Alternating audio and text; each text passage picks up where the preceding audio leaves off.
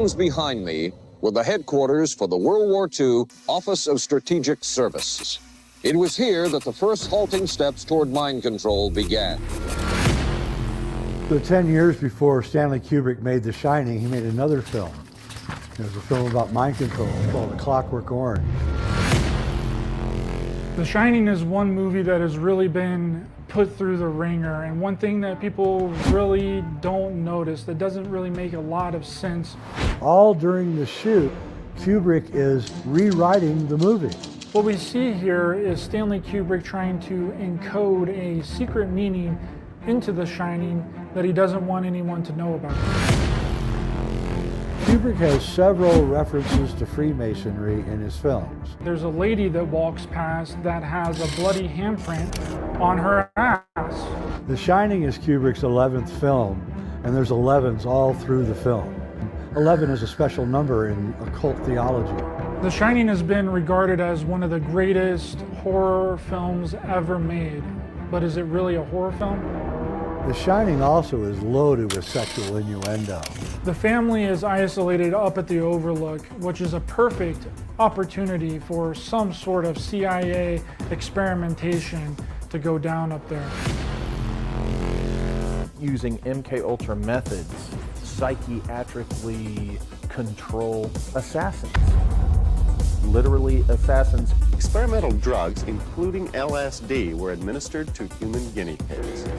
The patients were never told that their treatment was part of a CIA experiment. And there is this story which involves him spiking the drinks of one of his deputies, this guy Frank Olson, and he jumped out of a window to his death. It's a demonic possession, you know, so it makes someone feel like they don't have any control over this etherical entity outside themselves, when really it's the people who are imposing the trauma that need to be held accountable for the action. Mr. Thomas. We know what happened in the apartment that they had. There are many clues that point to the fact that this theory of what The Shining is really about is the correct theory. We think that we're watching a horror movie where ghosts are kind of forcing a man to go off and kill his family, but what are we really watching here?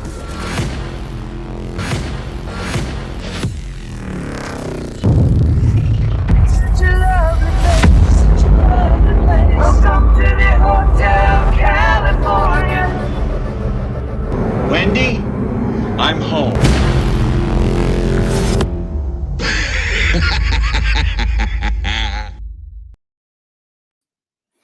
Welcome back to another episode of Raised by Giants. We are live. Welcome everyone in the chat. Good to see you guys and any channel moderators and or channel members out there. Today we have a very exciting show with you guys with first-time guest One Ayala from the One-on-One podcast. We're going to be getting into some weird homunculus talk, which I don't even know what a homunculus is. I'm still trying to figure it out myself, so it'll be a nice journey here for all of us. But a really quick reminder before I bring him on, my documentary, A Clockwork Shining, will be released soon on Amazon Prime. You just watch the trailer for it, or listen to it, or listen to the trailer if you're listening on audio only.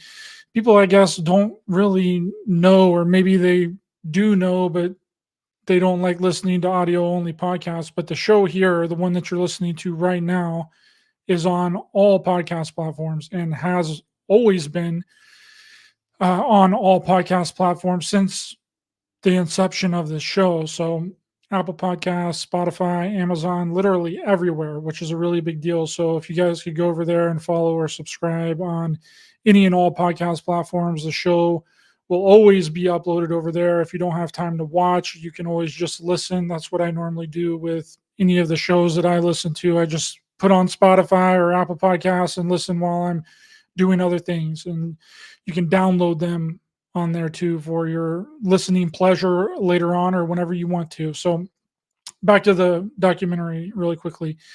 A Clockwork Shining will be released soon.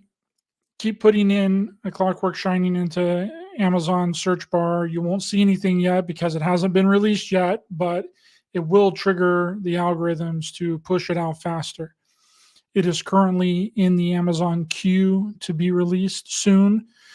And if they see that people really want to see it and there's a lot of interest in it by a lot of people searching for it, they will push it out faster. Again, when you type it in, you're not going to see the movie yet because it hasn't been released. But sometime in the near future, sometime very soon, when you do type in The Clockwork Shining, my documentary will pop up and you will be able to view it.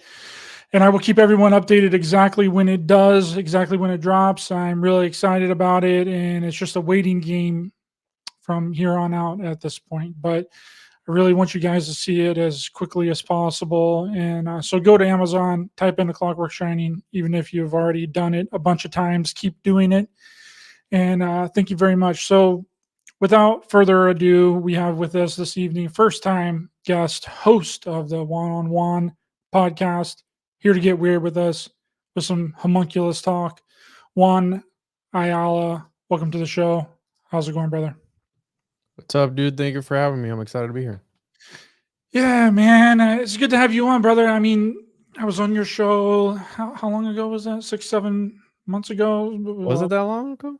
Yeah, I think it was pretty long time ago. But Time you flies. on because I actually watched the movie Homunculus on Netflix. You proud of me, brother? I did work and some research for this show. Was it after listening to me on Chris's show? Yeah, I wanted to get which I already knew a little bit about. You know what you talk about with the homunculus and all that, but yeah, I listened to that show, and then I was like, I thought it was interesting. When I watched it, I was like, it was kind of weird. It was a very interesting concept, but for the people that have no idea what a homunculus is, which I didn't know until I started looking into it more, can you break it down for the audience? Because from my understanding, there's a few different definitions for what it actually is. And one is an artificial human-like being that could possibly be created through some sort of alchemical process, and you can put a human soul into it. But in the medical sense, it's a very real thing in an anatomy in which the homunculus is some sort of a map along the cerebral cortex where each body part of the is like all connected in the spine, which basically connects our whole body to our brain to tell us what to do to be able to move around each body part. But I guess first tell the people a little bit about yourself, and then what you got into the homunculus stuff, since it's your first time on. So I'm host of the One-on-One podcast, and I started the show back in 2019 as a way of when I stopped living with my grandma, that I stopped going to church. After going to church for so many years, I found the Gnostics. And then I was like, wait a minute. So all the stories I've been told are inverted in these other books. So how do I know that the one that I believed all my life is the right one?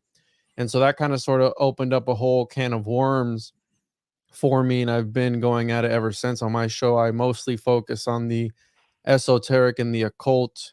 I talk a lot about alchemy, and the homunculus is one of these things where it's like, I can't tell you if it's real or not. I can just show you the evidence of all these people who talked about it and similar concepts throughout history that have kind of resembled the same thing.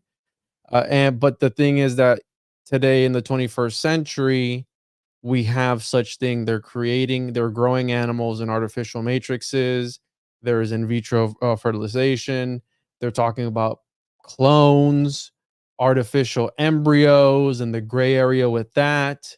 So could these alchemists of antiquity, or either the people before them, replicate the conditions in order to house a humanoid or something for a short period of time? Perhaps, maybe, right? If you believe in evolution, according to mainstream history, we all came from a primordial soup. So I mean, that wouldn't be too far-fetched. You're talking about the early scientists of their time in a lab trying to concoct this thing. But essentially, the official term homunculus was coined by Philippus Areolus Theophasus Bombastus von Hohenheim in the 16th century, also known Jesus as Christ, that's a long ass name. How did you memorize that shit, dude? Wow. Well, Yeah, so many hours into this, bro. Paracelsus is short, and he's the father of toxicology. He helped, the dose makes the poison. He also helped invent anesthesia. And a lot of the things that he used back in the 16th century we use today. So not only was he a very devout alchemist, but he was also helping in the field of medicine and really helped set the standard for. He was so ahead of his time, but again, he was a bit of an eccentric character, the mad scientist archetype, and they attribute this text, the Natura Rerum. Some scholars will argue it's a pseudo-Paracelsian text, and pseudepigraphy back then was these texts that would be written under a sort of pen name, but the pen name would be Plato or Galen or Aristotle or Paracelsus or XYZ, and that was kind of sort of to give it some respect and also to hide the identity of the real person. Who really knows? But in this particular text, the first mention of the homunculus was found, and essentially it was a recipe. You take your seed, you put it in a jar, and you incubate it for 40 days in some horse manure. And in 40 days, you're going to have this little entity, this little man, a homunculus, which is Latin for little man or miniature human, within this vessel. And because this thing came from alchemy, from alchemical means, it is this liminal creature that exists between both realms, the magic and the real. So you're then able to use this little magical man for any magical means. So there's entire grimoires that predate Paracelsus that talk about similar concepts on how to extract godlike powers from this thing or use it to acquire godlike powers. Now, that sounds super far-fetched, but who knows? I mean, it's all about, like I said, we're doing it nowadays. It's how Manly P. Hall said that the alchemists of antiquity and the scientists of today, the only thing that distinguishes them is that one has a lab coat, 4 walls in a building, and the other one was in a cave, in front of his furnace for X amount of time per day. So that's a homunculus, according to the alchemical homunculus. It's an artificially created entity through the use of alchemy, to which then you can use it's the utility knife of alchemy, of the occult. You can use it to become impervious to pain, to see demons, to become invisible, to grow trees, to drive someone insane. You can use it for whatever. And again, there's entire grimoires, tomes of books that are just of recipes on how to create it and then what to do with it after the fact. And when I stumbled across this, it just opened up a whole rabbit hole. And like how you said, the term is used in psychology. It is used in the medical field, and how you're saying it's a neurological map of how the brain sees the body. But the cortex, man, that everyone sees, as you heard me on Chris's show, that's actually an incorrect representation of the homunculus. As we all have a homunculus in ourselves, which is overlaid on our brain. It would be more of a monstrosity or a blob of some kind if we were actually to put it down on paper, how the brain perceives your body. So it kind of ties into the movie Homunculus, which I wouldn't really say that it does the alchemical homunculus justice. You watch the movie, which is a lot different than the manga. The manga is way more in depth, and it reveals a lot of things. But essentially, I think what they were trying to do was they were tapping into various aspects of Paracelsian cosmology, where Paracelsus talked about a lot of things. He also coined the term gnomes, dwarves, sylphs, any elementals. He coined all those words, and he always talked about when man is depressed or has negative thoughts or ideas about himself, he will essentially attach an entity to himself, like to his astral body. So in the movie Homunculus, the 2021, I think, or 2019 or something like that, in that movie, 2022, maybe it was 2021, something like that. Yeah. In that movie, everyone's inner darkest traumas, they're the homunculi, and then you're only able to see them if you're clairvoyant, or if you've had this trepanation procedure done on you, right? You cover your left eye, Illuminati, and then you're able to see into this other realm, but at the cost that they come onto you. So you're able to extract these entities off of people, but then they attach themselves to you. And ultimately, it's about a journey on discovering your true self. And again, if you read the manga, because I'm going to be doing a whole breakdown of it for my show in depth, you see the darkness of like really peering into the abyss, and the main character, and how he goes through this whole transmutation. In the movie, they kind of invert the medical student guy, I forget his name, as the evil guy, but in reality it was the main character who was evil all along. But in the movie they invert that, so it's completely different, dude. There's a point in the movie where it's like following the manga, and then after the Yakuza part, with the robot, it just completely just goes like a separate way, and it's like a completely different story. So if you really want to get into it, you got to read the manga now, bro. Have you ever watched Full Metal Alchemist? Of course, it's my favorite. Yeah, amazing anime. It's one of the best anime. Well, Full Metal Alchemist Brotherhood, I think, is in the top 3 best animes of all time.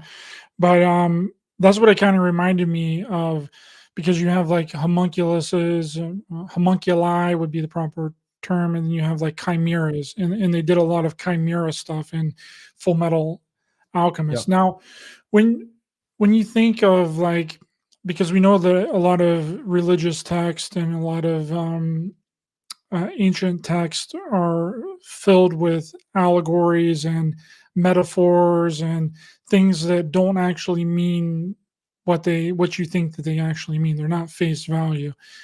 Have you seen anything with researching the homunculus that may point toward that it's not a literal thing that they're doing, but more of a metaphorical thing?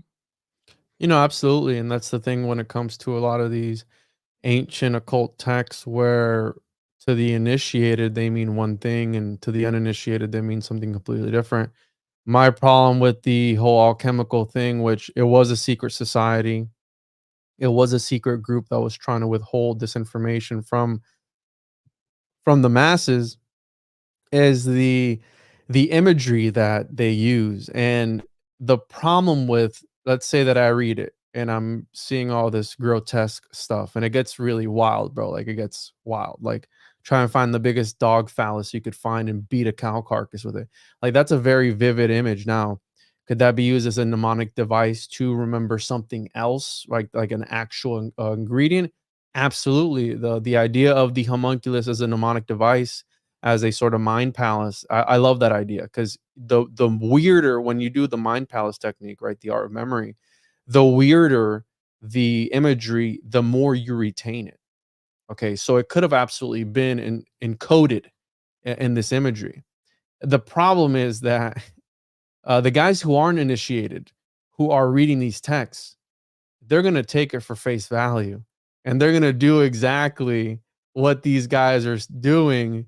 And who knows, again, if they get results or not. I'll show you a book. I forget the name of it. Israel Regardie and the Philosopher's Stone, or something like that, by Joseph Liszewski, or I forgot, I don't know how to say his last name. But in this book, which was written in the 70s, I believe it was, somewhere along those lines. I'll send you the book. It's actually a really great book in the way he writes. And it was about the Paracelsus Society, Research Society over on the West Coast somewhere. Anyways, there was this one guy who the main professor there tried to get him to create a homunculus. And we're talking about either the 80s or 90s. And he documents that he actually tried to do it. And again, it's a lot of source trust me, bro, right? Like, oh, and did you take pictures of it? Oh, I didn't take pictures of it. And that's like the problem when it comes to all this sort of stuff. How you're saying a lot of these ancient texts.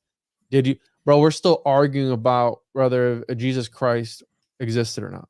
Like, we're still talking about that till this day in 2024. So I'm with you on that. Like, a lot of these things, we only have documentation of them. But the fact, like, for example, what I love about not religion, but mythology itself, because you mentioned chimeras, is the fact that it's been documented as far as we know. as far back as what the Epic of Gilgamesh and that whole story. So even if it is what I call fake and gay, because it could possibly be 100% fake, there's something there. There's a reflection of all of humanity as far back as we know, right? The stuff that they've shown us that had an interest in this, that had a significance to them, right? So again, same goes for aliens or whatever, because we're always all in these rabbit holes trying to find out like the truth. Was it real? Like I get that answer all the time. Do you think the homunculus is real?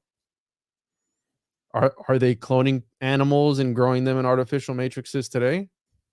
Yeah. Do I think it was a possibility? Maybe maybe one or two guys, right, out of the hundreds that were doing this, that got it right for 1 second and grew something like a blob or something. Maybe it wasn't a little, but yeah, maybe, right? If you do something that many times, and mind you, these guys back then, they had all the time in the world. They talk about Fulcanelli, if you follow the story of Fulcanelli, the immortal alchemist, they talk about their clothes in the front, or even Paracelsus, they talked about this. Their clothes in the front would become discolored from the heat of the furnace, because they were laboring every day in front of this furnace trying to come up with the Philosopher's Stone, which, right, Full Metal Alchemist is the whole thing. And then, right, they have the homunculus in there. And I think that the Full Metal Alchemist cosmology, to me, that's the most accurate representation of how I see society nowadays. The homunculus are at the top, which are all these people who we know that it's a bunch of nepotism, and they're all bred to be in politics and bred to be celebrities. They all keep it within the royal bloodline. And the homunculus has gotten broken down as simple as make sure this person is born this day at this time. And we know that all the elites and a lot of these celebrities, they do surrogacy, which I'm not saying that babies are I call my kids homunculus, but that's besides the point. But the point that it's broken down to that, like, to the astrological alignment of XYZ. And then you had Parsons, right? Doesn't take a rocket scientist. Well, it literally did, right? This guy who believed in this because of the works of Crowley, because even Crowley wrote about this in the early 1900s. But it was simplified. He talked about the alchemical homunculus, but he's like, I'm going to introduce my own version. And then again, whether they succeeded or not, who knows? You have the whole Babylon working ritual with L. Ron Hubbard and Jack Parsons, and we know the whole story there and everything that came forth from that. But yeah, back to the original question, like the whole fact of, could it have been shrouded? Yeah. But then we'd have to go back into, some alchemists believe that all of Greek history was actually alchemical recipes encoded in different stories of different gods and goddesses and things of that nature. So it's like 100%. I can't tell you because I'm still researching it, bro. It's just like having like a a secret recipe. You know what I mean? Like normally when people like read, like if they write a cookbook, or if they write some kind of family recipe down, like more times than not they leave out a few things like on purpose. You know what I mean? So it's kind of like they're giving you the thing to kind of get the basis of the meal correct, but they've taken a few of the ingredients out, so you'll never get it to the exact point to where they did. You know what I mean? And that's like a thing that I think has happened with a lot of the occult stuff. Like they're not going to directly tell you how to do any of this stuff. Like they're going to take a few things out. They're going to take the really important, maybe the last ingredient of the thing that you need out of the manual on how to do it, which ultimately hides the true knowledge. And I was actually looking into the homunculus stuff, doing a little bit of research on it. And one article said that you do need like a philosopher's stone or something like that in order to animate this homunculus that you make. And that's the thing. It's like, well, who's created the philosopher's stone? Well, that's the magnum opus, right? Like that's the cream of the crop. That is what they all were striving for. And it just so happened that all the guys who created the philosopher's stone, well, they dissolved out of reality. So good luck asking them, right, how they created it. So it's very convenient as to how or why. But no, I'm with you on that. And the whole thing with the occult, it feels like everyone's tapping into something. And by something, you can call it energy, or you can call it, I don't know if I'd call it God, but you're tapping into something. I always use the reference of the Sith and the Jedi. They're tapping into the Force, but how you use it is ultimately up to the user. You can use it for good, how you can use it for evil. And I think that's why I call it a technology, like the occult, or maybe alchemy in a sense, because you're tapping into something that's already available. It doesn't matter necessarily how you do it, as long as you follow certain steps, right? So that's why there's in alchemy, you have the Flammarion path or the Paracelsian path, the dry path, wet path. There's different paths of alchemy, which you're able to, at the end of those paths is the same thing, the magnum opus, the philosopher's stone, which then you can either snort it or use it to, create homunculus, or maybe both. Like, who knows, right? And that's why I call alchemy like the utility knife, because they had all the bases covered. You want unlimited money? Cool. Unlimited amounts of gold once you make this thing. Oh, well, what if you make too much money? You're not going to live forever. No, we got you covered. Boom. Elixir of immortality. I was like, okay, well, I'm getting kind of old. I want to renew myself. Well, there you go. You got the Rebus or something like that. And then it's like, well, what does everyone want to do? You want to become a god. So here, let's make this artificial life. And in my opinion, I think that the true magnum opus was creating that homunculus, because with the homunculus, you could essentially do everything. Like, there's, again, you become invisible, impervious to pain. You can see spirits, see into the astral realm, whatever. And then if you want to chill with your homunculus, you let it grow into old age. And again, according to Paracelsus, they become mythical beings. So it can become a giant or a dwarf or a goblin or something, and you just set it free. So it's like, is this where cryptids come from? Like it ties into all these other realms. If we think of a leprechaun, what's a leprechaun? A little miniature man that they steal gold, don't they? Like, what do leprechauns do? They keep you away from the gold, or you follow them. Anyways, gold, alchemy, little man, homunculus. So it really, and also you mentioned chimeras. There was also recipes on how to create chimeras. So there was this guy, Jabir bin Hayyan, who that he made the homunculusary machine, and it was this machine that was a bunch of spheres and had a cast in the center of it in the shape of a miniature humanoid figure, and he'd load it up, with the bodily fluids in there, some blood, blah blah blah, and then they'd spin it around because they believe that this motion would attract a soul or a spirit. And they spin it around, right? This thing is turning. And this guy talked about creating homunculus, but also creating chimeras. So, a human with a bird body, or a fish with a bird body, or XYZ, because they started mixing other stuff in there too. It's like, well, if I can do this with human seed, what happens if I put bird seed and human blood in there? And it's like, again, all of that could be code for something else. But I promise you, because I know of people, bro, who are taking these texts and doing what the texts say, word for word. They're not trying to decipher what the meaning is behind. It's like, I wonder what this recipe is linked to. This word links to this other recipe. No, they're following it word for word, trying to do exactly what these texts say. And then you end up with a freaking dog with a giraffe neck or something, some weird shit. Dude, you ever see the videos? I'm sure you've seen them on Twitter and stuff like that, of like the goats with like the one eye, like the cyclop ghost, or like the fish with like the human face on it. I'm sure you've seen those. It's like, I think they're that's fake, weird, bro. but yeah, they there are some. I mean, some things. I know that you've seen the double-headed snake ones. Those are 100% real. Yeah. I mean, frogs get weird mutations, like 3 eyes and like really weird stuff. But I think that's probably from like some kind of chemical mutation from us dumping like chemical waste into the rivers and into the lakes and shit. And it's just messing with the animals and messing with the fish. which Well, is again, a big possibility.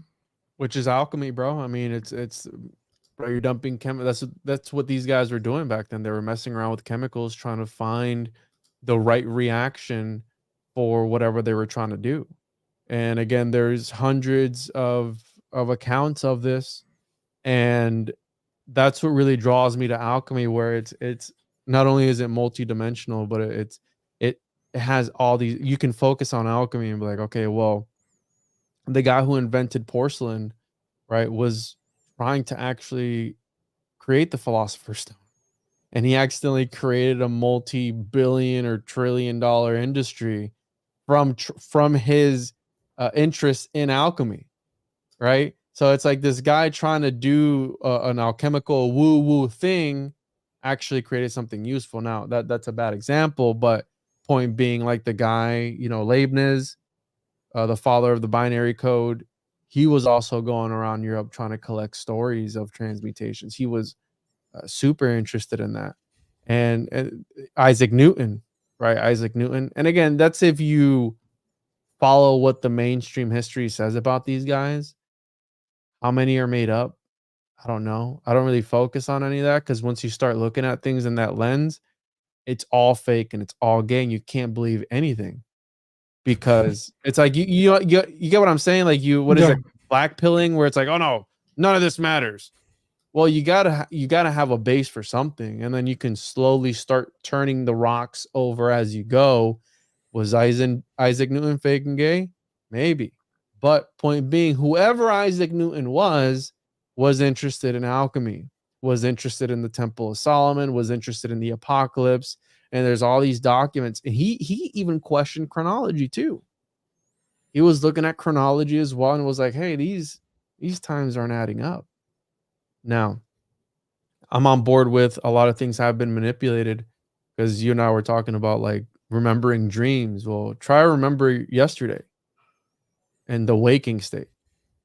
I probably, like right now, I would have to sit down and be like, all right, I did this, this, and this. I look at history like that, where it's like, hey, listen, dude, we got a span here. We don't know what to put. Just fill it in, dude.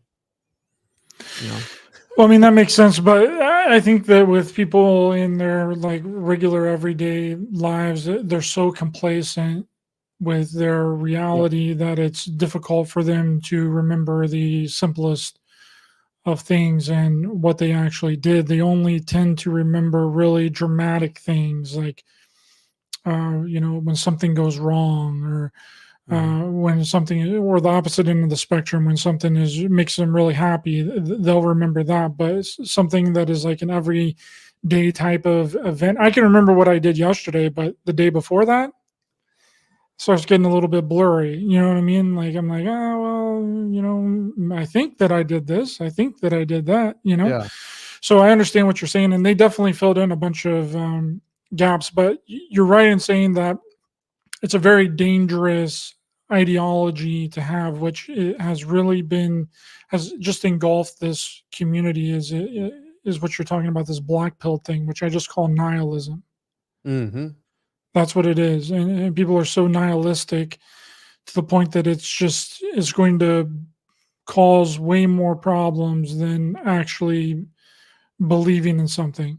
And the nihilism has gotten so bad that people don't think that anything is real. And that is not a good way to live your life. And I've been trying to tell people that for a really long time. But the problem is, Juan, is that there's been so much garbage and so much stuff that's been pushed on these people that they're kind of like, well, I just don't believe anything anymore. If this is a lie and that's a lie, then everything must be a lie. But that's not the truth either. Like the same amount of times that you think are lies, there's also truths in there as well. They're all mixed in. And I really don't think that there's as many lies as people claim that there is. They're just telling you a truth in a way that you might not accept or might not want to actually understand, or that you can't compute in your brain. So therefore you think that it's a lie. Yeah. Yeah. I'm on board with you 100%. It's like, just because you don't understand it doesn't make it fake. Like But here's the problem with nowadays, especially, right? So, to use the homunculus as a reference, we have all these stories of these alchemists creating this artificial entity, and then what they do with it after the fact, right?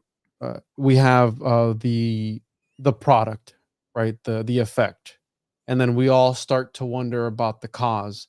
So, for example, you have the attempt on, right? DJT or whatever they call him, right? I don't want to make the algorithm pick anything up, but you get what I'm saying, right? The attempt. Right. We had that event happen. We had something happen. And then the cause behind it, that's where people go crazy about it. And it's like, oh, well, it was this, it was that. And then you mix in all this AI BS nowadays that we have where, listen, I've been a victim. Being a researcher, sometimes you're skimming a lot of things, like you're boom, boom, boom, boom, you're going, and you might look at something really quickly and not realize. And I've fallen for a couple like AI pictures, like, and not in the sense of like, here, I pushed it to a bunch of people. It's like, oh, damn, I got it wrong. It's like, it took me a few minutes to realize that it's fake or whatever. And it's only getting better and better and better. And I had this astrologer on my show not too long ago, probably 2 years now. And they were telling me that something about the age of Saturn approaching or something or other, blah, blah, blah. I don't really believe in astrology, but whatever. It was approaching, and that when Saturn was here, that that people would not believe their eyes, right? That where people would start to question their reality. And it seems like we're there now with people questioning, even if you were to give them the evidence of something, they'd straight up deny. And a lot of people are going to deny evidence just based on the fact that the mainstream or whatever is telling them, because there's a group of people who want to just do the opposite, regardless of what the facts are, regardless of what the information says.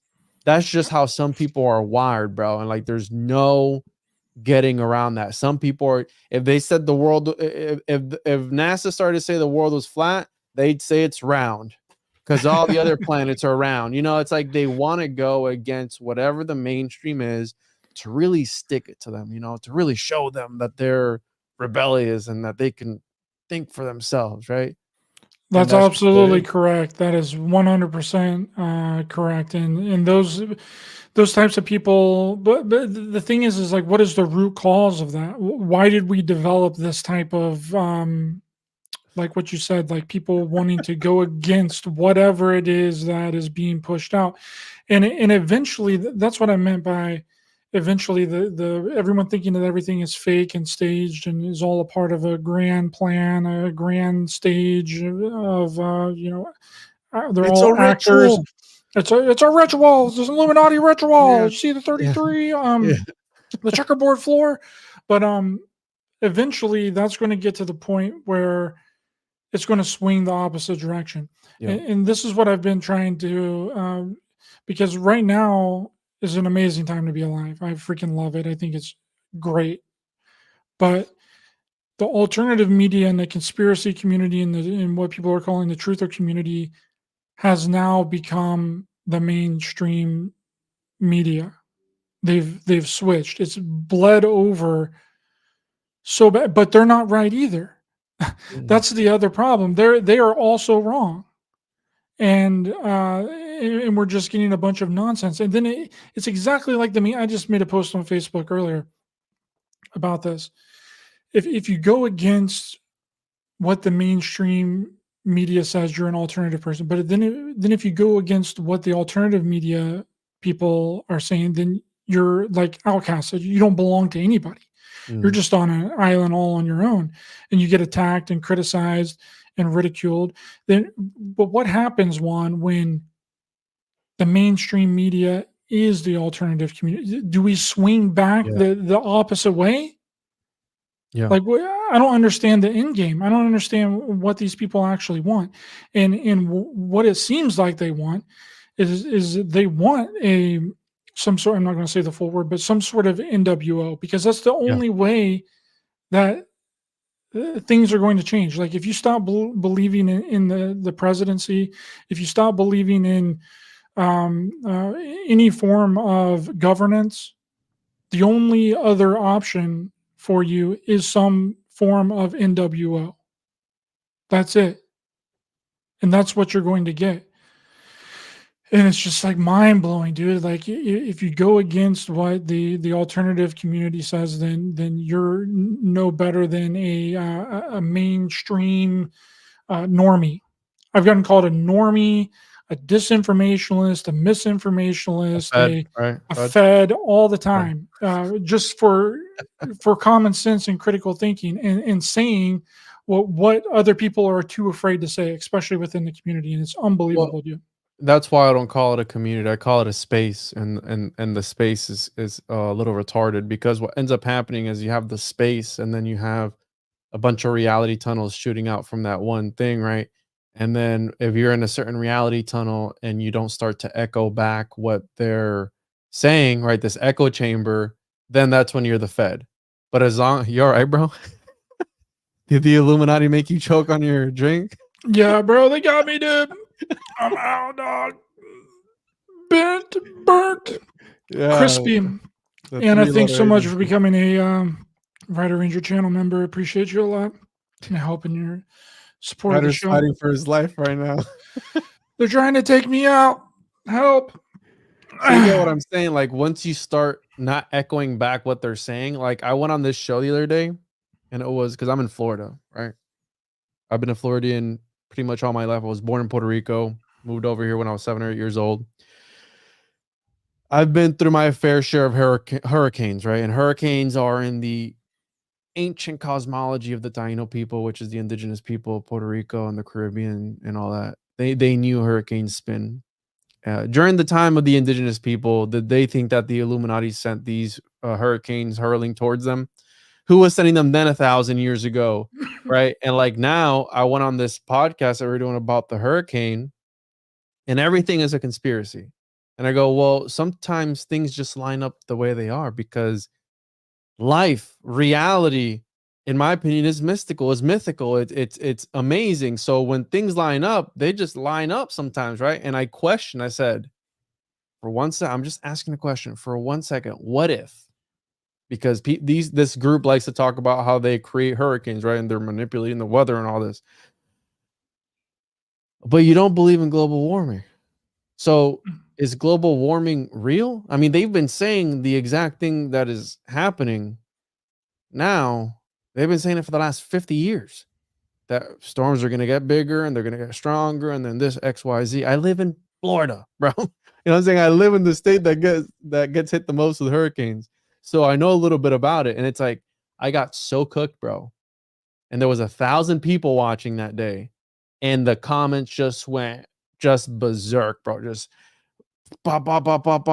Again, because I questioned and I presented a mainstream thing, like maybe they're right about global warming. No, it's a ritual because the gematria says this, and they're trying to steer it towards the lithium mines, which was all created by Alex Jones. Alex Jones started all of that. Started what? The lithium mine stuff and the crystal mine stuff. Like literally, it's so, I've mentioned it several times on the show. Like people will literally just watch Alex Jones in the morning on the way to work, just blasted, all the time.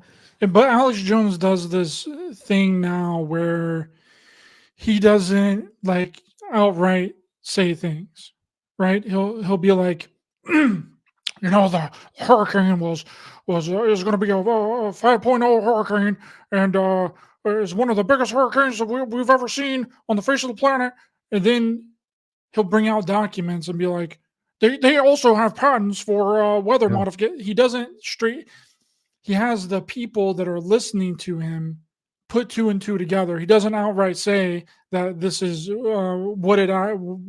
he makes people put it together, and then they push it out, and then they parrot him, and then that's genius.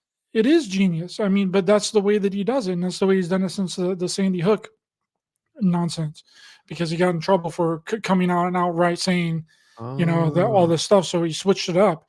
He doesn't come out and outright say anything anymore.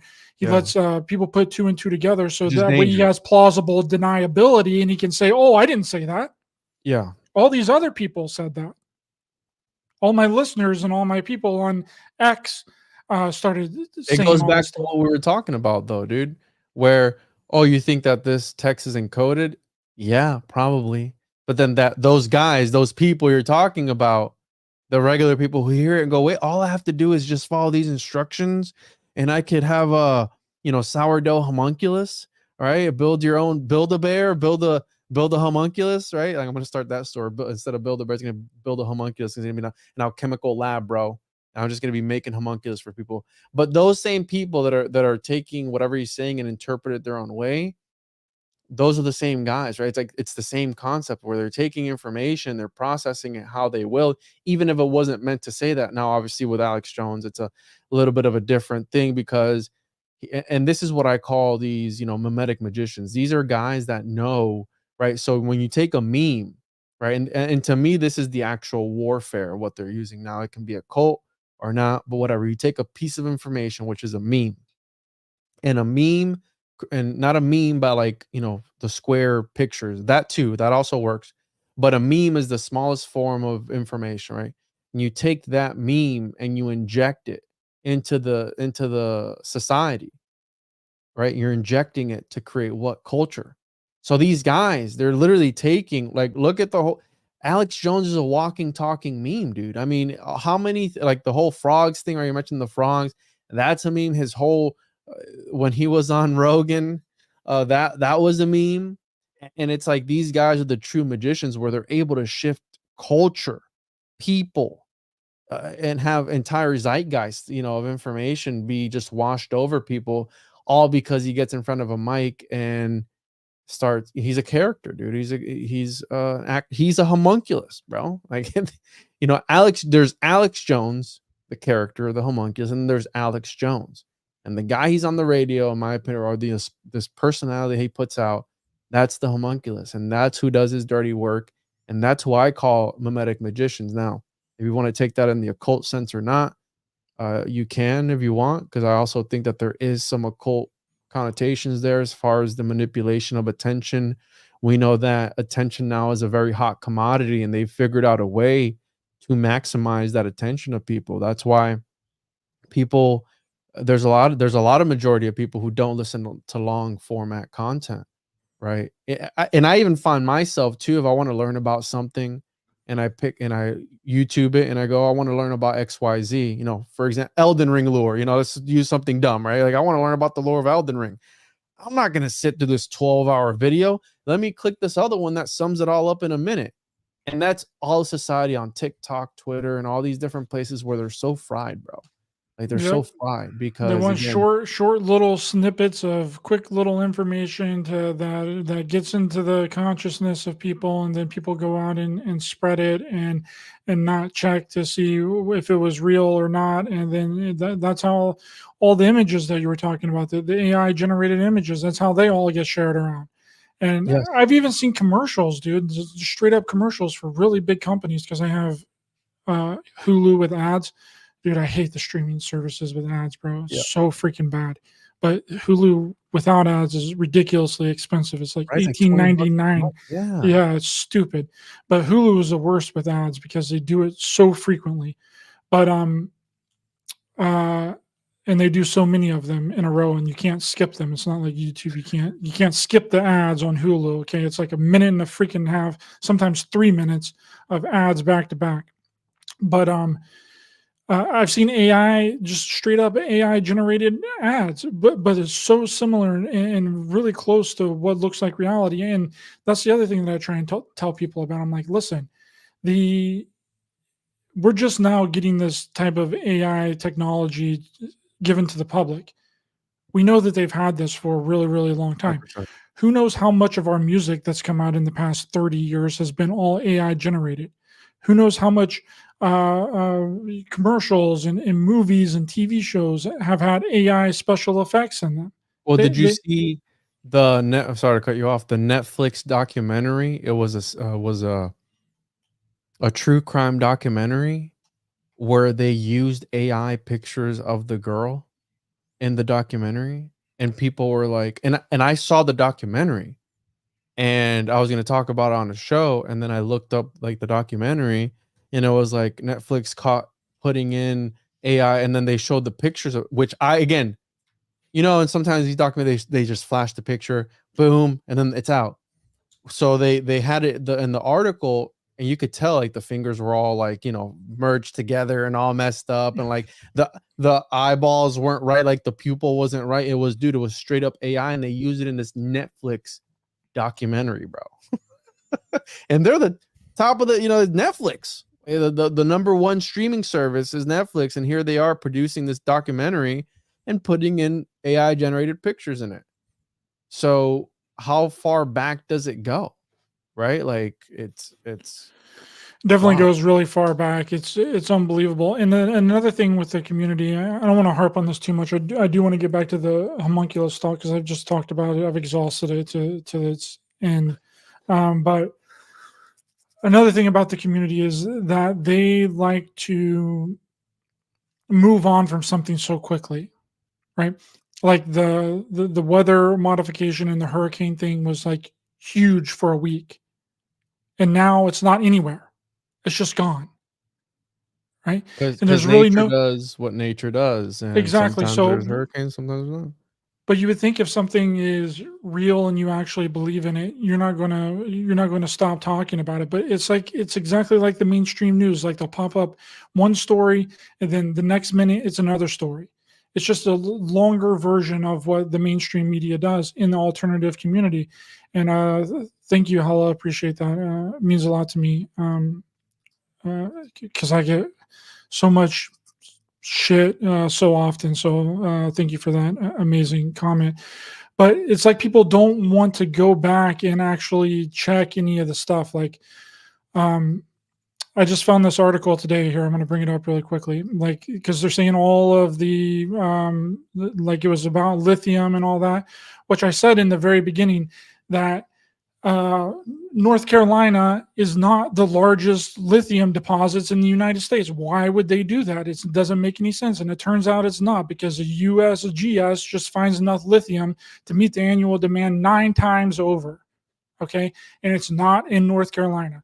The United States Geological Survey and the Arkansas Department of Energy Environment's Office of the State of Geologists have discovered the vast lithium reserve containing 9 times the International Energy Agency's projection for global lithium demand for electric vehicles in 2030.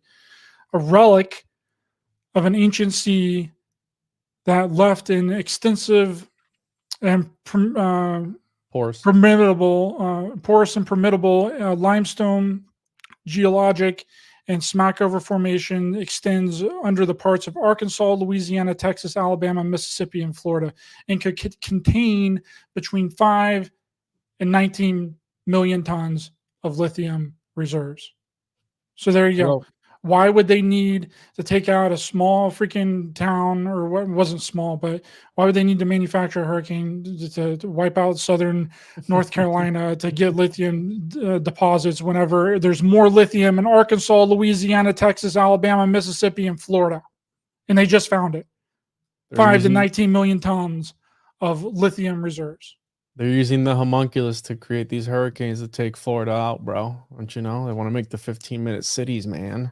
But it's just ridiculous how like it's an alternative news cycle, and whenever it's no longer interesting to talk about and it's not the popular thing to talk about, everyone just forgets it, and then it's on to the next thing.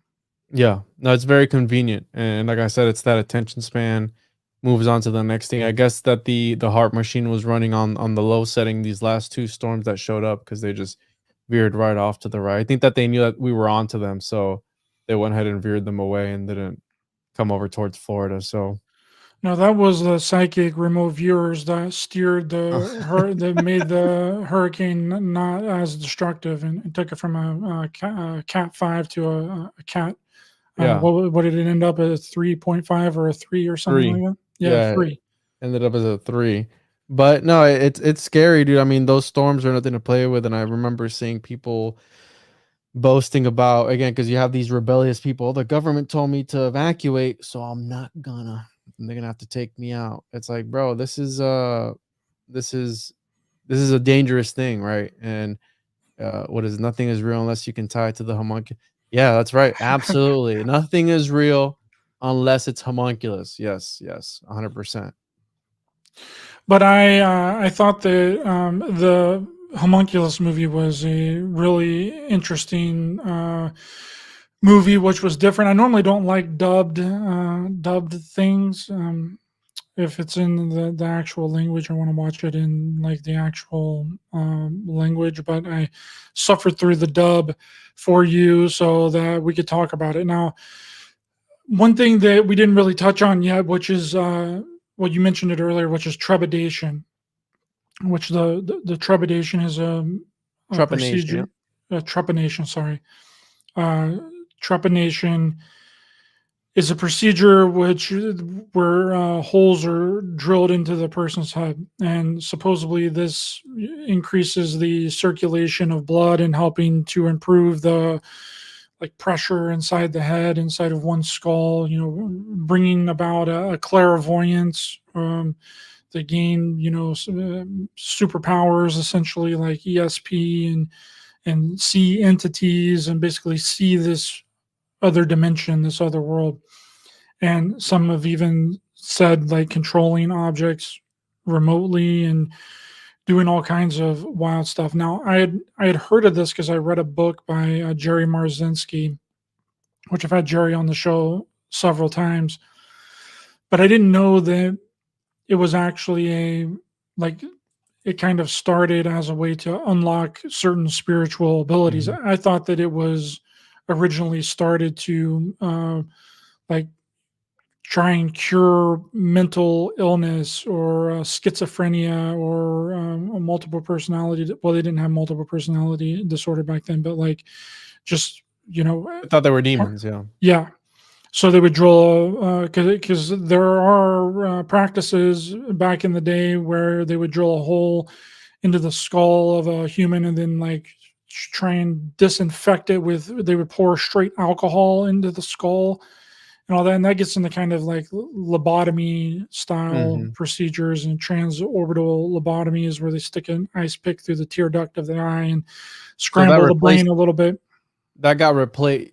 So that replaced trepanation. So at first it was the trepanation, which is again the drilling of the hole in the skull. And there's even tribes today that do it. If you go watch the documentary Hole in the Skull, they show this African tribe who still does it today. No anesthesia, no nothing, straight up just cutting the scalp open of people and you know, doing the whole thing. And so, and this to me, dude, right? Because we talk about the occult a little bit and the esoteric, the idea that these people were occulting this knowledge to try and hide it from the masses, from the normie people, right? Only they could hoard this knowledge. Well, what a better way? Because when you talk about all these topics, you don't really have any proof, right? I can't prove to you. Like, I'd love to make a documentary about the homunculus because, you know, a bunch of people have already told me, and it's like, what am I gonna do, bro? You know, what am I? You want to watch me, you know, jizz into a jar or something, right? Like, like to try and create, like, I can't, right? There's no way. So people, they don't want to do the whole ceremonial magic, you know, esoteric occult stuff, whatever, all these rites, rituals, et cetera, et cetera. And I think that the whole thing with the trepanation and the self trepanation, which there was this entire thing when I started researching for the episode I'm going to be putting out. What a better way than to put something tangible, right? To do something that you can do right now. Anyone can do it, right? I'm not recommending that people do this, but it's like, hey, you have the possibility of gaining this sixth sense, ESP, being able to peer into the spirit realm, whatever it is, if you just got to drill right here, you know? And it's like, for the person who truly wants it, for the person who has like this unquenchable the Faustian complex, what I call it, this quest for knowledge, the people who are so deep into this stuff that they want to do it, the guys who are actually creating Homunculus right now in their mom's basement somewhere because they're reading all these books, they exist, right? Those That guys. sounds like the ideal person that would be creating a homunculus would be doing it in their mom's basement. Exactly, right? So all these guys are like, wait, so there's a possibility I could gain ESP and a sixth sense, and I can see into the homunculus realm. That's enough to push somebody over the edge to try this. And I'll tell you what, Ryder, I think that even if it doesn't actually give them powers, I promise you that they probably believe that they have these powers because the placebo effect is that powerful. And to me, the placebo effect is magic. So I think that there's people who are doing this, and there's plenty of people on the internet. You can YouTube right now, self-trepanation, and there's people who, they interview people who have done it. And they will tell you, I feel more enlightened. I feel high. I feel better. I feel more enlightened. I feel like I've achieved a higher level of consciousness. They believe it, bro. They believe that by doing this procedure to themselves, they have achieved a higher state of consciousness. Even if it is placebo, even if it is BS and it's fake and it doesn't actually work, to these people, it's real. Now that gets into a whole nother, rabbit hole of like how far does how much influence does the human mind have on reality, if any at all, right? Because that's something that's also been argued throughout all of history. You have I talked to you about dreams, right? The Monroe, the Gateway experience, the Hemisync, and all the what is prayer? Prayer is using projections, right, from your mind essentially to affect a higher cause or a higher change in some other reality. Praying to the sky daddy to make sure he does something down here to benefit you 100%. Well, the alchemists took that and they did the work. They did the actual physical work of rearranging matter to try and achieve a change in a higher dimension. So they're all, everyone's trying to tap into all the same thing, bro. Everyone's tapping into all the same thing. Fulcanelli revealed the secrets of alchemy in 1925 or something like that. He showed up in this lab of a, I think it was like an atomic researcher or something like that. Anyways, Bergier. And he revealed the secrets of alchemy. And when he revealed it, he's like, the secret of alchemy is, unlimited power, free energy, et cetera, et cetera. If you align in a certain geometric pattern, purified materials. Turned out the precursor to the CIA, he had predicted nuclear energy essentially 5 years before the Manhattan Project ever came into existence, that the government was like, who is this guy? Where did he get his knowledge?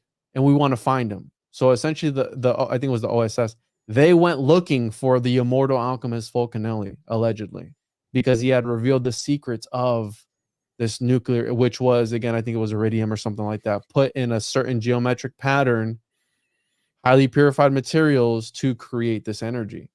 So Fulcanelli is also, didn't he create the cross of Henday? So Henday Fulcanelli, cross?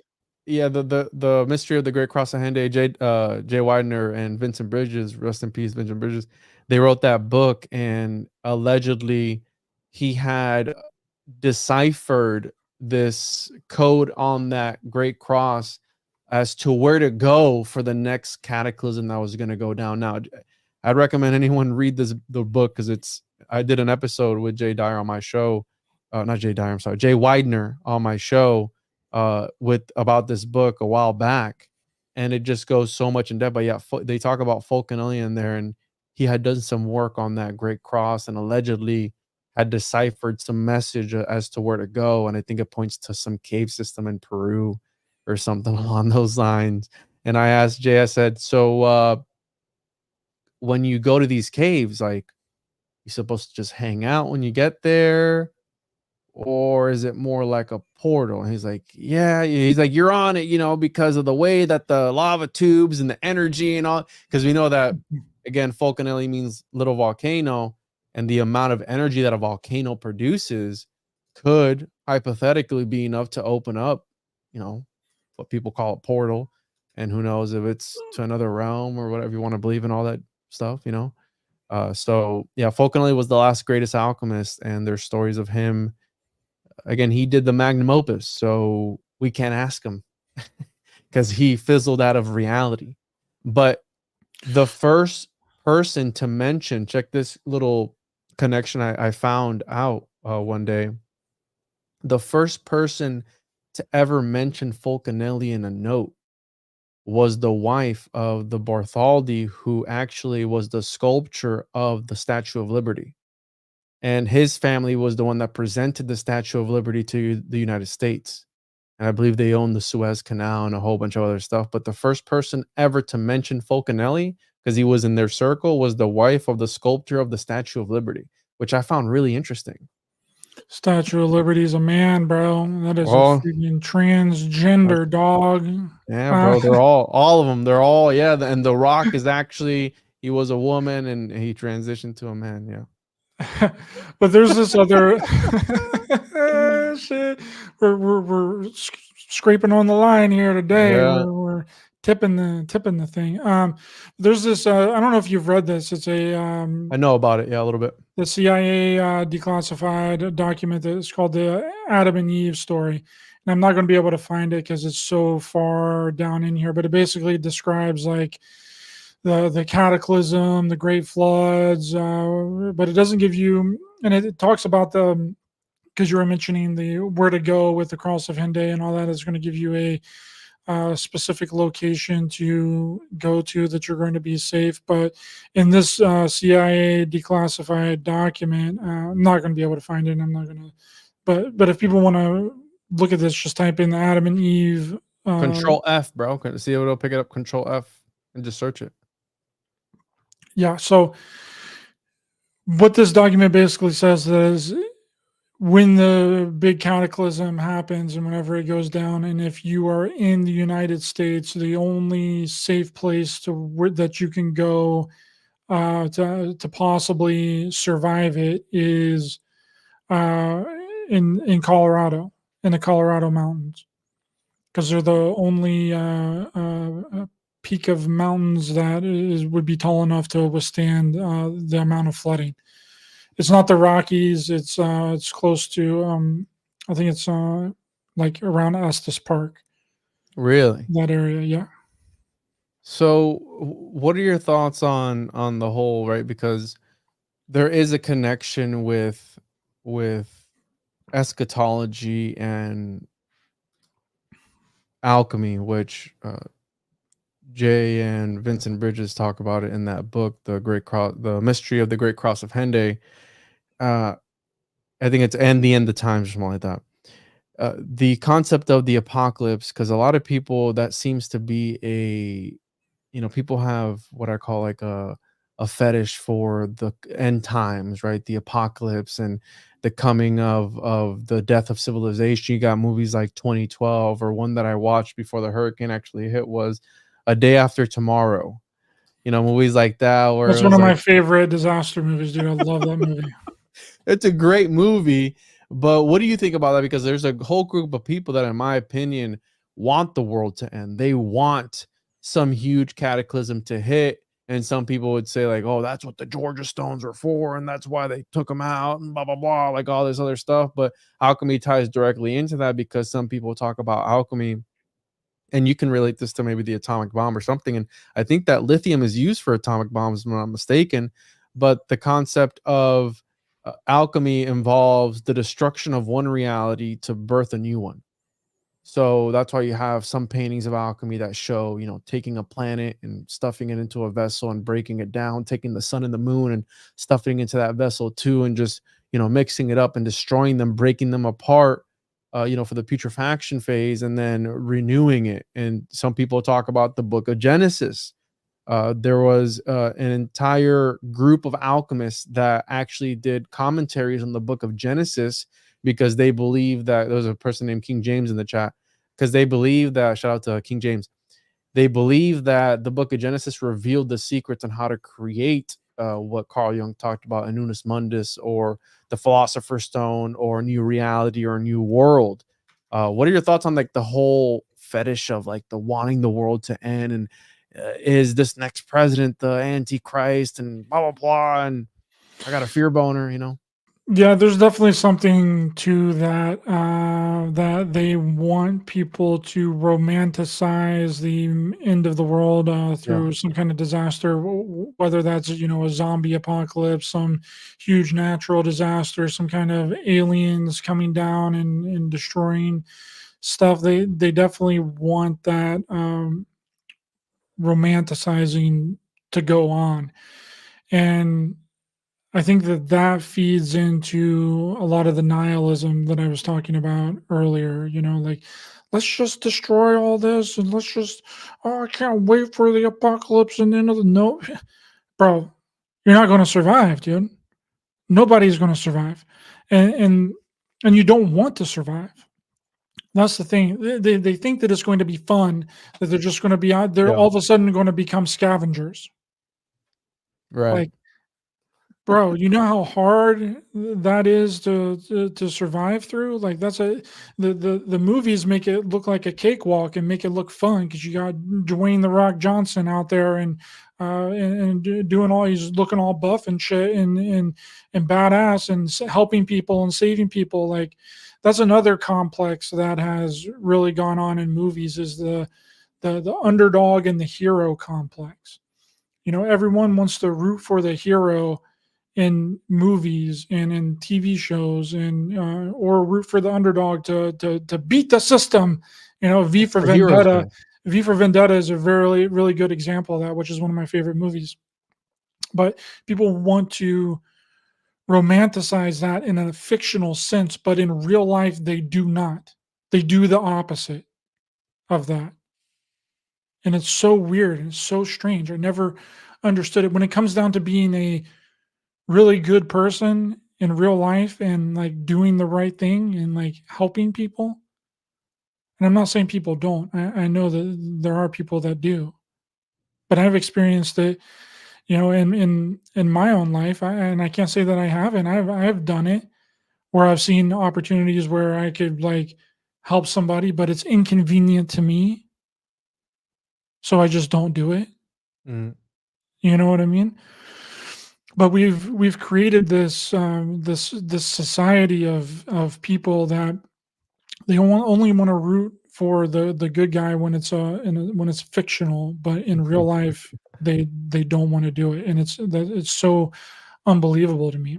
And that has been a really big type of programming. But absolutely, the disaster movie stuff is a big one. And A Day After Tomorrow, I think that came out in like 2004.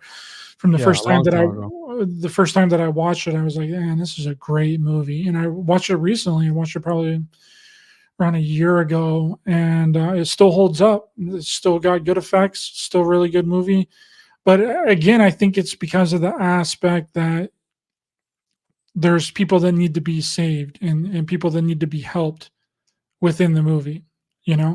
Like the main character's son is trapped in New York, and he has to trek all the way across pretty much the entire United States in snow boots, carrying along his friend to go and try and save his son. And that's why, like I mentioned to you, because you're speaking about the monomyth, right? The hero with 1,000 faces, and this has been the scaffolding for pretty much any movie. I was actually thinking about that. I was watching this movie on Netflix that just came out with my wife, and it was about this girl, right, trying to fight for her life. Again, same thing, right? The main character is going through something. She's got to fight for her life against the big bad monster, and it's always the same thing. Just put different faces to it.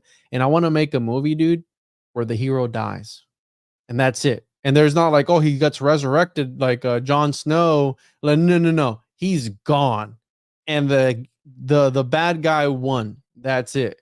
Wasn't there a Spider-Man movie like that where he dies and then he stays dead or something like that? Could have swore there what?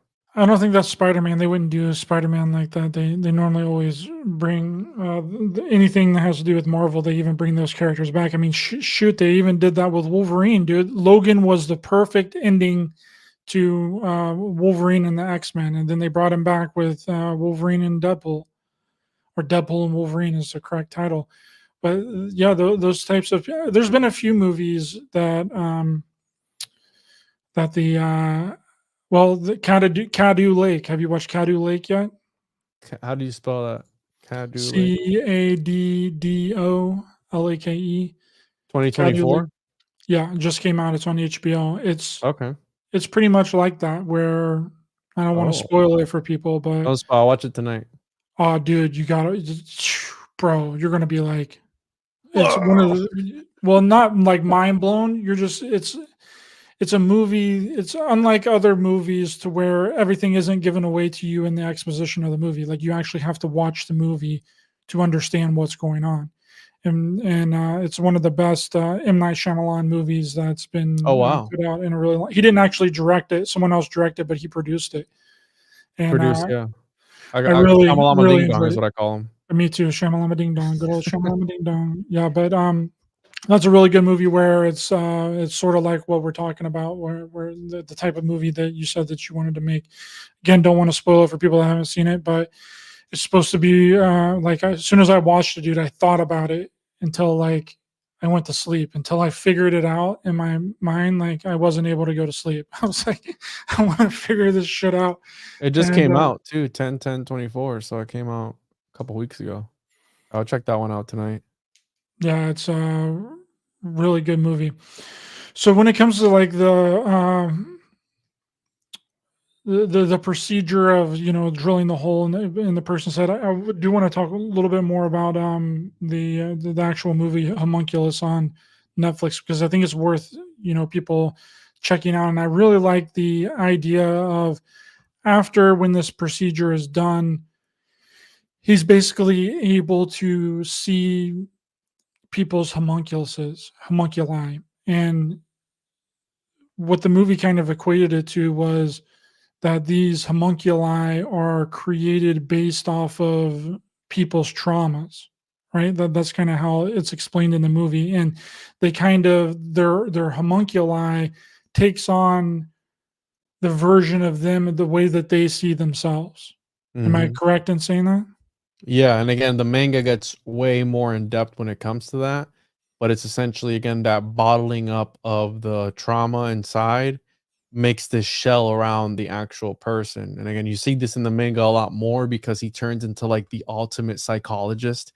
So there'll be like 5-10 pages of him trying to extract the homunculus from like one person, and he's just going boom, boom, boom, boom, like down the entire life of like to what happened, trying to really find that core of like the main problem. And it's almost like again like the Jungian archetype type of thing like that. Like they talk about Jung actually in the manga, and I think they might have mentioned it in the movie. But yeah, it's about these astral entities that the way I see it and the way I saw it was like, when these occult literature, they talk about having a watcher of some sort, right, attached to yourself. Robert Monroe talked about these entities that roam around in this, the astral realm or whatever they are, and they attach themselves to people. They're very sexual in nature, and they just want this sexual energy from people, and they feed off of people's loosh, and there's like these reptilian beings, and it's kind of sort of like that. And the thing was, bro, I don't know if they say it in the movie or not, but as the observer, when you're observing other people's homunculus, it's a reflection of your own self. So as you're watching the homunculi are watching you right back, right? So it's like you stare into the abyss long enough, and the abyss will stare back at you. Was that Nietzsche that said that? Speaking of nihilism, I think Nietzsche was the one that said that quote. I've heard the quote. I can't place exactly who said it, but I really like that concept of you, because it kind of makes it to where it's like you are like your experiences of life, which I 100% agree with. Like the things that you've been through in your life and the traumas that you've made, you create that outer shell of those experiences, and that Because shapes and molds your reality and shapes and molds your personality. Because one of the main things, and I'm mixing up the manga and the movie, but one of the main things was, and I don't know if they said this in the movie or not, but the main character actually got plastic surgery done. So he was living this life that was transforming him into so he was living a life where he was super rich, but he wasn't getting any fulfillment. So he started to look further. So he literally transforms himself. So he gets plastic surgery, and then once he gets plastic surgery, he gets all these women, gets all the fancy cars and everything, and then he goes, this still isn't enough. And one of the main things in the movie and in the manga was that you can, it's awesome. You can stare into the astral realm. There's monsters everywhere, right? Everyone's a monstrosity. Some people are normal, but most people are these monsters, these hideous monsters. But there's one issue, one main issue, and that's why he finds the girl at the end of the movie, that you can't see what your homunculus looks like, no matter what. Right. So you can't, like, you want to help everybody else and you're trying to find the cause of everyone's problems. But he's like, look at me. What does mine look like? Like the other guy was like the water and the fish. It's like, what does mine look like? Oh no, you look fine. He was lying to him, right? Like he didn't look fine. But the main character himself, and that's why I said it's more of like an exploration of trying to find your true self. And the movie doesn't do it justice, but yeah, it's about trying I to think it find that. kind of did in a lot of different. So the one scene that is really powerful is the transformer scene. Whenever he's with that Yakuza guy and he's seeing them as like a transformer, and the kid is inside of the transformer, and then he just starts breaking down that shell, that exterior shell, because of this trauma that he had before, where he accidentally cut off one of his friend's finger with a sickle. Like, that was really powerful if you look below the surface of like what they're saying and actually like what they're showing you, because it's like you're because that's the way that I feel like that it would be if you're able to get rid of that entity being an experience, a very traumatic experience through your life. If you're able to shed that, it would almost be like you're kind of having a panic attack, because you've held on to it for so long and it's shaped and molded your entire reality and the way that you look at life. And getting rid of that is going to, at first, is going to be like, no, I don't want to get rid of this. I need to keep holding on to this. And once the guy is like breaking down that shell and he's like telling him all the stuff, and then you just see it just like disappear, and then he's just a kid again. So it's like it's pretty transformable. That was my favorite one out of all of the homunculuses that he took off of people. I think that one was the most powerful one. Yeah, and the forgot what I was gonna say, but in the manga he does a lot more people, and there you see a lot more different homunculi, and they start to analyze all of them. But the trepanation procedure was also used to, right, we mentioned, to cast out demons from people, and sometimes they keep the bone as a talisman to keep the spirits away. So, and trepanation is actually one of the oldest operations procedures in history. It goes back to like the Neolithic period, where some skulls had up to 7 holes in their head, bro. So imagine having to do that back then without any power tools. All you had was some rocks and some sticks, and people had up to 7 holes in their head at one time. And you could tell that they lived after. The survival rate, I think, was like 20 or 40%, something like that. You could tell that they survived because the bone would heal, right? So where you would see that that they had the hole, a lot of the times when they could tell that the person didn't survive when the bones weren't healed, like, hey, this person died shortly after this one because it didn't heal together, right? So it didn't have time to heal together. But a lot of them were healed together, and by I think it was 16th century, something like the 17th century, it had gone up to 50%, 60% survival rate. So it's actually something that was done fairly often. And like I said, trepanation was taken over by lobotomies, right? So it makes you wonder, like, because lobotomies, that's one of the main things that they would put people in, mental institutions. We've seen all that history. We've seen all the movies about when they do that to people. What's that one movie that with the girl, and she would hallucinate all these crazy stories? Oh man, that was also a really great movie.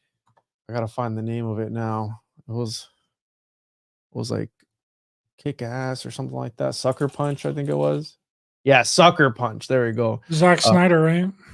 Was it Zach's? Yeah, bro, in 2011. That was a pretty good movie, and it was all about that. They were doing these procedures on this girl, and she was like hallucinating these entire crazy battles and all this. But yeah, I just that procedure, like I said, in my opinion, it opens up and gives someone who would be interested in this.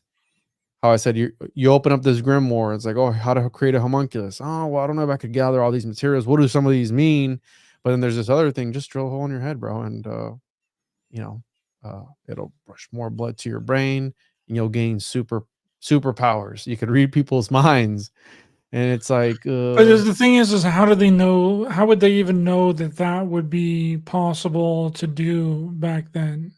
Like, I don't understand where would they be getting that information from that they would even be able to do that if they didn't actually think that it was possible. Like, I'm not saying it was homunculus, but it was no. So maybe it was the aliens that told. Who knows, dude? And here's the thing, right? So this steps into the class of people, the hierarchy of society, because usually the people who had the knowledge of that were the shamans, and usually the shamans themselves would actually have that procedure done on them.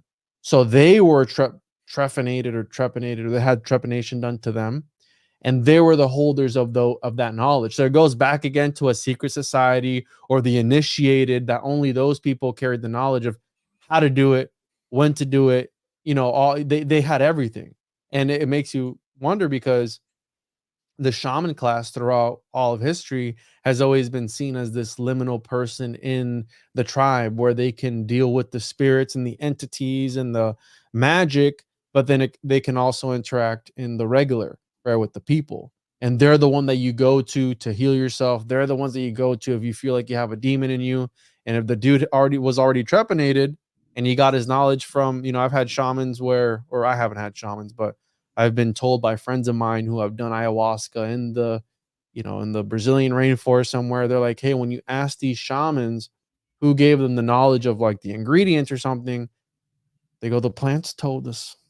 It's like these dudes are drinking these concoctions and sitting in the woods by themselves for an extended period of time. They're like, the trees told us, the flowers and the plants told us, and that's how we got this knowledge. But that's a really great question, dude. I don't know who would have been the main people, but there was probably that one guy like, hey, sounds crazy, but if we just made a hole right here, you don't think that he'd stop acting weird, like maybe he'll start being so weird.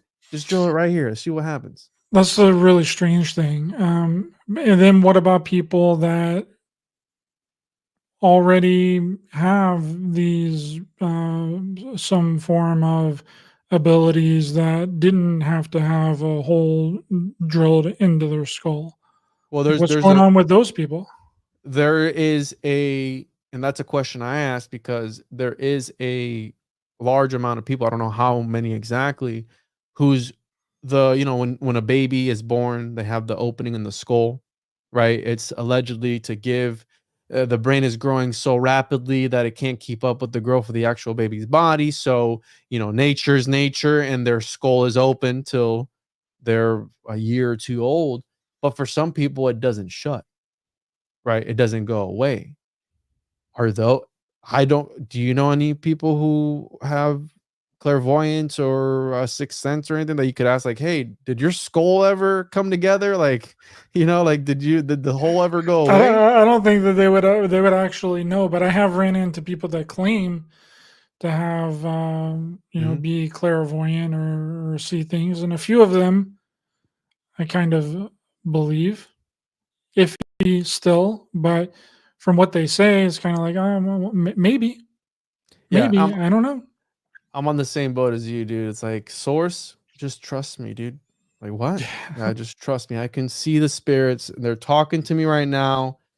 Yeah, they're telling me that you might be gay. Like, oh, just the spirit, the numbers are talking because it equals 36 and this other thing. It's like, oh, okay, all right. But I believe that perhaps some people do have certain abilities.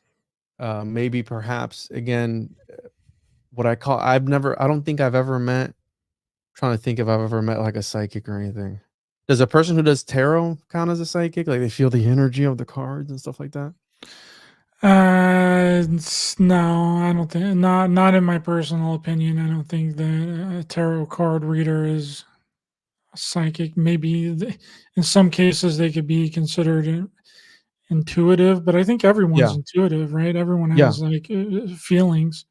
Like Yeah. they get a certain feeling about a certain situation. Like I think that everybody has that type of ability, and some people are more empathetic toward others. They can feel the energy of a room. Like anyone can really feel the energy of a room. Like if you go into a room and there's a bunch of people in there and they're all just sitting around and like being like lazy and like down, like you're going to walk in there and you're also going to be lazy and down. But if you walk into a room where people are all hype and like, let's do it, blah, blah, blah, you're automatically going to get into that frame of mind. So everyone can feel energy.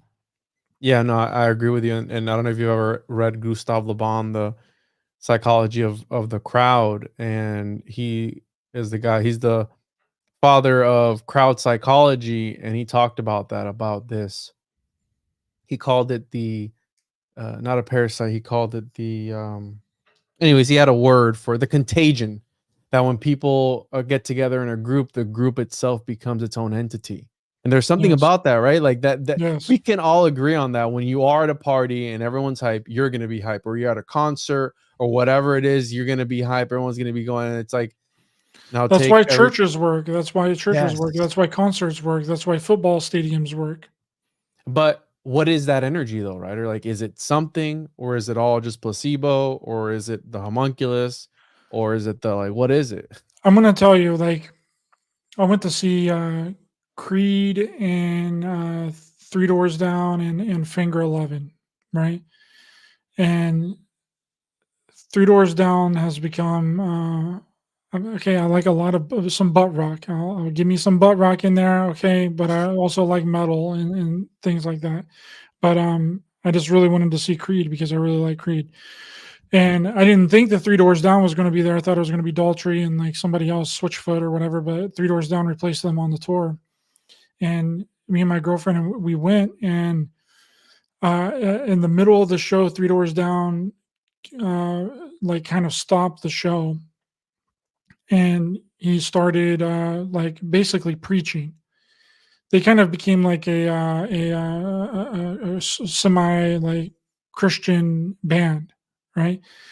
But the way that he spoke and the things that he said, I could literally feel it. Yeah. I could feel the energy, and I'm kind of getting chills right now thinking about it. Don't cry, And man. it's not that I believed in it. It's that the energy that he was putting out and the way that it was making other people feel, the energy was palpable. And it just hit me like all at one time. And I turned to my girlfriend and I was like, I looked at her and I said, that's the power of belief. So that's what it does. And it was like, it just washed over the entire crowd, dude, from the front of the crowd all the way to the very back. My experience with that, right, being in the church for so long, I grew up, not a lot of people know this, but I grew up Pentecostal Christian. And the Pentecostals, they know how to get down, right? They go crazy, speak in tongues, they jump around and move around. And I played guitar for many years at the church. And I can tell you, bro, when the Holy Spirit is in the house, you feel that. Like you feel like, and then, but at the same time, you're using, because you're at a concert, they're using the music. So it's almost like the whole idea of cymatics and the way that the churches are set up and all that stuff. But there is something there. Is it God? Is it Cthulhu? Is it whatever? Like whatever, like who knows what it is, but there's something that you can literally cut with like a knife.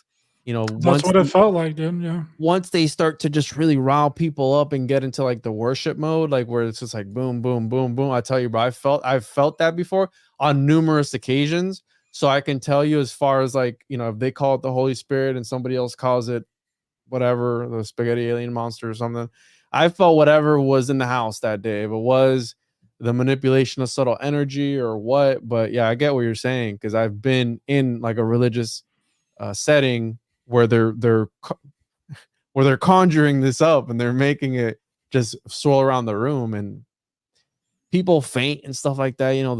The guy preaches over them, but there's been times where they've prayed over me, like during the calling. And I remember one time they were praying over me, and this dude's like, he's putting his hand on my head, and I can feel him pushing, right?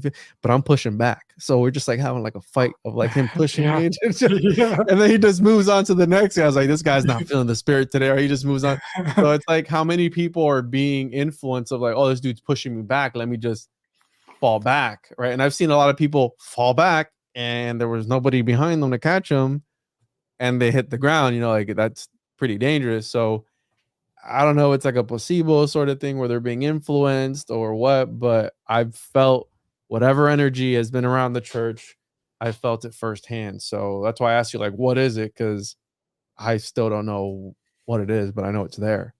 I mean, I've labeled it as the power of belief, because I think that's in people being singularly focused on one thing, which normally involves like some kind of untangible, mystical thing that may be real or may not be real, because people want to believe in like miracles. People want to believe in God. People want to believe in Jesus. And I'm not saying that that's wrong. They can believe in whatever they want to believe in, as long as it makes their life better, As long as it betters their life, I have no problem with it.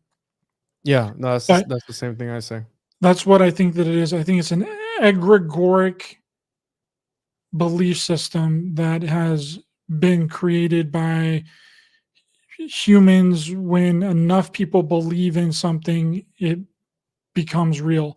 And at that Three Doors Down concert, and when because that's not the only time that I've ever felt it. I felt it a lot in my life, but that was the most recent example.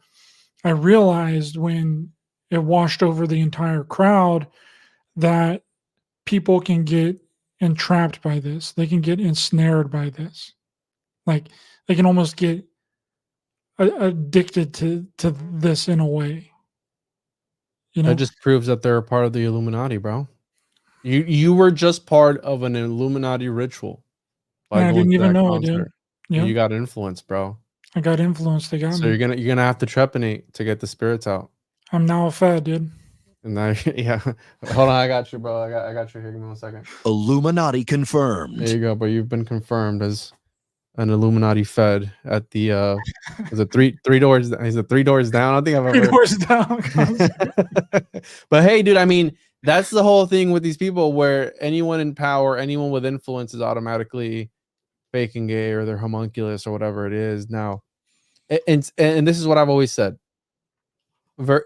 If people talk about the reptilians and stuff, maybe they're not reptilians, maybe they're homunculus. Maybe there were people born under a certain astrological alignment at a certain time, at a certain day, and they were foretold to do that one thing, which I believe happens in Hollywood, in government, and anything that has some power of influence. I think that those people are put there, if not from, right, you have the whole White Lodge versus Black Lodge thing. I think that there is some occult aspect when it comes to the country, especially given how many people are brainwashed with politics and the left-right paradigm, the red-blue, blah, blah, blah, like all this other stuff. People are hardcore, in that sort of thing, the whole McUltra thing. And I think that the political parties is a thing. And when you link the political party stuff to the founding fathers and really any political figure and their ties to secret societies, even if there is minimal interference from these occult circles, I think there's some nonetheless. Look at the Capitol buildings, look at Washington, D.C.,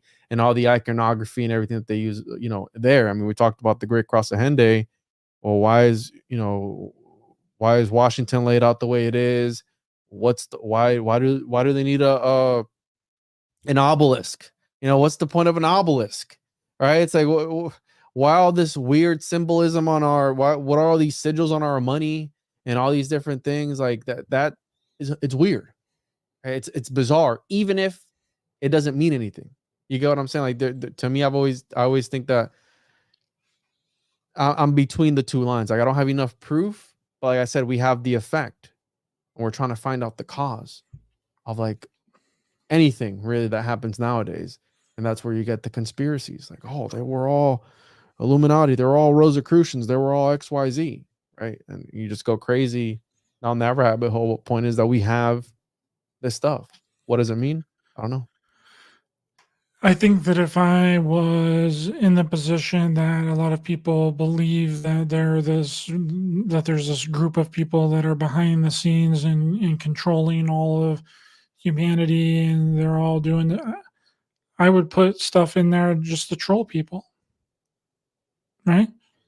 I'd turn the Grammys into a freaking Illuminati, freaking one eye symbolism, goat man, upside down pentagram stuff, just to troll people, just to put it in there. And I think that that's a lot of what it is, especially when it comes to, you know, the halftime shows, the Olympics. They're just putting that stuff in there to make fun of us. Is what they're doing. They're literally just putting those things in there to sit back and be like, I wonder what these idiots come up with next. I literally think. What was the baby oil for, though, Ryder? I mean, if he had 1,000 people at his parties, he's going to need 1,000 bottles of baby oil. Okay. All right, that's a lot of baby oil. That's all I'm saying. It's a lot of baby. I just want to know what the bottles were all for. Okay, that's a lot of baby oil. That's a lot of people, because sometimes you don't want to have the baby oil put on you. So you're not going to use all 1,000 bottles, if there's 1,000 people. So I think that he needed that what to popping bottles is all about, bro? Like now thinking about, like, damn, was baby bottles, baby oil bottles this whole time. Popping bottles of the baby oil. Yeah, that's, I mean, that's why you needed to get rid of the boxes too, because the baby oil comes in boxes. I don't know, dude. Like, I'm with you on that. Like, if you are this all-seeing group that rules the world, and people say it's revelation of the method, bro, they have to show you what they're gonna do. If they're that smart, the guy in his mom's basement wouldn't be able to decipher the whole thing, or else he'd be the one in power. You know what I'm saying? Like, they got it all figured out. I figured it out. You see, it's a ritual, right? It's a baby shark ritual. They killed the baby shark rap guy. They sacrificed him. Like, what? Shark, baby. Yeah, that's but that's like a common thing in the community, like to just jump on, like, whatever the next thing is going to be. It's going to be talked about for a week and a half, and then it's going to be on to something different, and then that thing is just a revolving door, and like a revolving cycle of endless things, because we can just create it out of thin air. Like, we can decode and decipher and get whatever meaning that we want to get out of anything. Yeah, that's the whole gematria thing. And I love that meme that you made. I actually reposted it. And I got called the Fed for again. I'm here to ask questions, Ryder. I'm just as big of a skeptic as anybody, and that's why when I research something, I dive in head first, because I want to learn the good. I want to learn the bad. I want to learn all the in-betweens, because how can you truly know that you know something when you've only focused on one side of it? If I just focus on the homunculus, yeah, the homunculus is real, blah, blah, blah, but I didn't focus on all the other people in history who are like, no, homunculus were fake and gay. I got to hear those people out too, because I want to know why they believe that, right? So I can learn for myself, and maybe one day I'll prove that the homunculus were actually ruling the world. Here's the deal before I let you go, brother. I just want to mention this really quick. It's been an amazing conversation. I very much enjoyed it. Breath of fresh air talking with you this evening. But what they've done is, okay, so it started out with the Hollywood guy. What's his name? Weinstein. Not Brett Weinstein. The other guy, Harvey Weinstein. Started out with Harvey Weinstein. And that was for a section of the whole thing, which was the movie industry and the film industry, right? He went to jail, went to prison. Nobody else got implicated in anything. They made it seem like, oh, well, it's just this one guy. This one guy, that's it. Get him out of there. It's not happening anymore. He's in prison. He's in jail, blah, blah, blah, blah. And then it was Jeffrey Epstein, or maybe Jeffrey Epstein was before him, but it's not in any specific order. I'm just telling you the general different departments of our society that they're working in, right? Next is Jeffrey Epstein, which is like a political thing. And then the next is this P. Diddy thing, which is the music industry. They've hit the three biggest industries with the same exact type of thing, and nobody else ever has any other consequences. Nobody else has gone down with Harvey. Nobody else went down with Epstein. Nobody else is going to go down with this P. Diddy thing. It's a thing to where that they can just take out one person and then make it seem like that it's like all over and it's done. We just had one bad apple in the group of probably hundreds of bad apples, and now that we've done this about this guy, it's over now, right?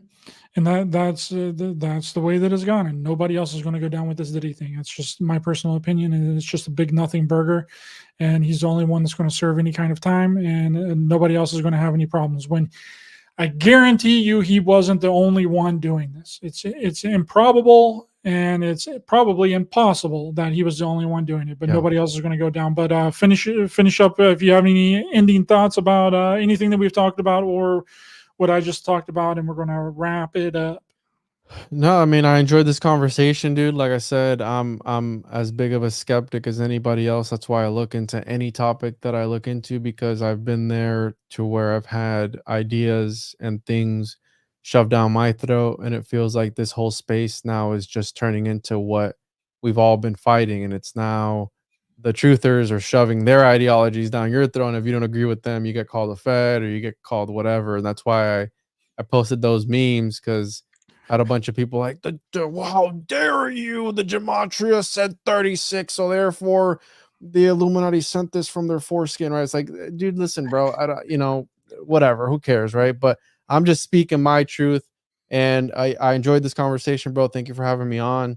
And yeah, you want to check me out, my website, tjojp.com. I also have some Homunculus lure if I can plug my stuff. Homunculus owner's manual. Ooh. 33 pages of, if you stumble across the homunculus somewhere, you want to learn how to take care of it, this is the owner's manual for you. I've also got the Occultus Mundi, some Armchair Occultist Reader's Digest. My latest one is the Homunculus edition with 88 pages of homunculus goodness there. I've got comic books. I'm working on a trading card game right now that it's in the playtest phase right now. So we got these cards all printed out with all the effects and everything, but I don't know what I'm going to call it, but it's going to be revolving around alchemy and the occult. You can play as John Dee, Aleister Crowley, Edward Kelly, all the greatest. Oh man, we didn't even get time to talk about John Dee and Edward Kelly, bro. Holy shit. The next one, dude. Next one. Yeah, let's do it again, my friend. Thank you so much. I got your YouTube link in the description of this video. Everyone go over there and check that out. Please be sure to hit the thumbs up button to help the channel and the algorithm. Share, subscribe, hit the bell icon as well for notifications. And thanks everyone in the chat. Really appreciate you guys. Sam, Gigi, thank you very much for being a Ryder Ranger channel member. Chloe, thanks for hopping in and being a Ryder Ranger channel member. And to the new channel member, thank you very much. Really appreciate it. And you have a whole back catalog of channel members only episodes there that you can go and check out. And thank you guys, and we'll see you all next time. Bye-bye.